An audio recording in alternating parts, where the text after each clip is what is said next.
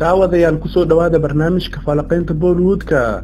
barnaamijka falaqaynta Bollywoodka waxa ku soo qaadanaynaa तेरे जोड़े की रौनक सलामत रहे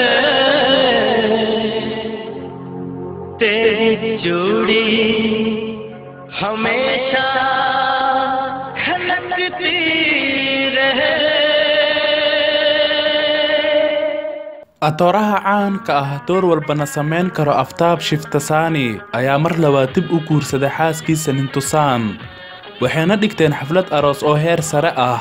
Aftaab iyo Nintusan waxay faraantii isku keliyeen sanadkii 2012 laakiin lamaanayaashan caanka ah waxay go'aan ku gaareen inay aroos weyn dhigtaan maadaama markii hore wax xaflad ah iyo aroos aysan dhiganin. sidaa darteed Aftaab iyo Nintusan waxay guurkooda mar kale dib ugu cusboonaysiiyeen xaflad aroos oo ka dhacday dalka Sri Lanka. Aftaab ayaa sawirada inta badan baraha bulshada soo dhigay wuxuuna soo raacsiiyay qoraalkan sida aan ku jeclahay erayo kuma qeexi karo farxad iima dhinno waxaan u mahad celinaa Allah kaasi oo adiga iga siiyay ina suurta geliyay inaan nolosheeda qayb ka ahaatid mar walbo.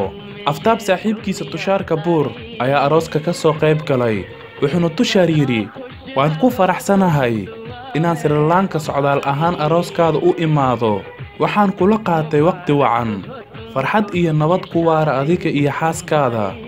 Aftaab iyo Tushar waxay isla sameeyeen filimkan wuxuuna soo baxay sanadkii 2016.